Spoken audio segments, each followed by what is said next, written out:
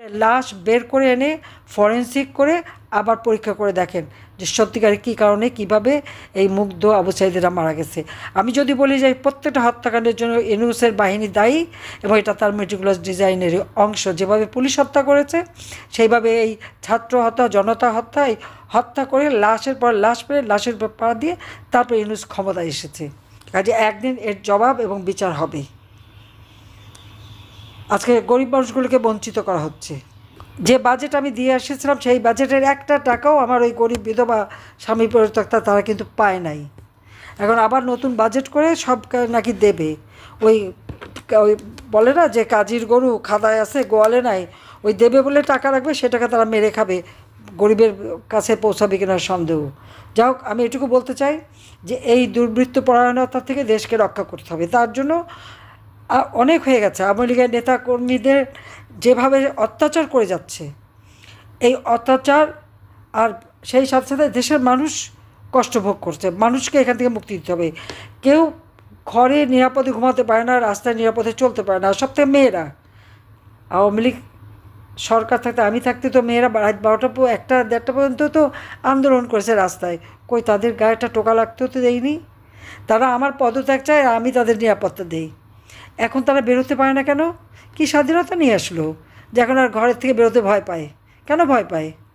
তাদের ইউনূস সাহেব এত স্বাদের ইউনূস কী করলো এখন? তাদের নিরাপত্তাটুকুও দিতে পারে না।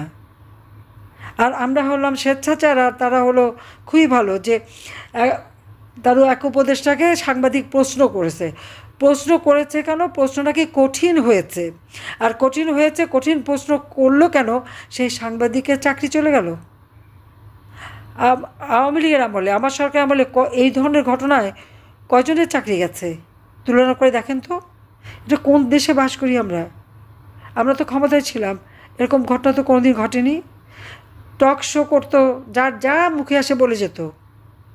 আমি কি তাদের মুখ চেপে ধরেছি না গলা চেপে ধরেছি না কী করেছি? কিছু তো বলিনি। আমার একটা এক্সাম্পল দিই। মেট্রো রেল নির্মাণ করছি, একজন বলছে মেট্রো রেল, এত টাকা দিয়ে মেট্রো রেল করে কি হবে?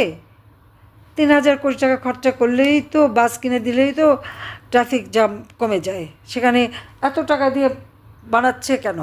আমি ঠিক জানি না যিনি এই কথা বলেছিলেন সেই আতেল সাহেব কোনোদিন মেট্রো রেলে চড়েছে কিনা, কিন্তু আজকে তো মেট্রো রেলে সবাই চড়ছেন। কিন্তু বলার সময় তো সব কিছুতে নিগেট করা, সব কিছুতে। পদ্মা সেতু রেলের দরকার ছিল কি, পদ্মা সেতু দরকার ছিল কি, সে কথা তো অনেকে বলেন। কিন্তু আজকে রাস্তাঘাট পুল ব্রিজ করে সারা দেশে কীভাবে দেশকে উন্নতি করছে। আর এখন দেশের স্বাধীনতা সার্বভৌমত্ব হারানোর পক্ষে। আজকে আমরা দেখলাম তাদের পররাষ্ট্র উপদেষ্টা উনি বলছেন যে আমাদের নাকি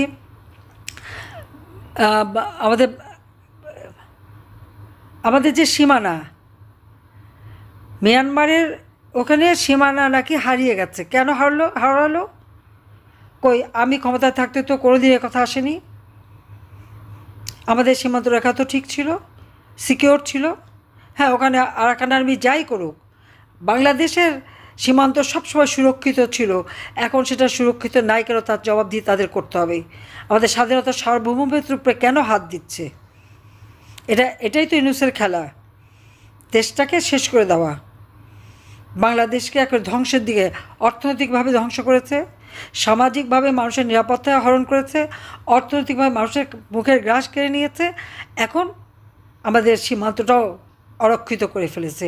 তার জবাব তাকে দিতে হবে। রাষ্ট্র চালাতে ব্যর্থ সম্পূর্ণভাবে। কাজে এর হাত থেকে দেশকে রক্ষা করার জন্য যার যা কিছু আছে তৈরি হয়ে তার প্রতিরোধ গড়ে তোলেন, সেটাই আমার আহ্বান। এবং সেটা আমাদের সবাইকে ঐক্যবদ্ধ হয়ে নামতে হবে। যারা স্বাধীনতায় বিশ্বাস করে, মুক্তিযুদ্ধের চেতনায় বিশ্বাস করে, অসাম্প্রদায়িক চেতনার বাংলাদেশে বিশ্বাস করে, তাদের সবাইকে আজ এক হতে হবে।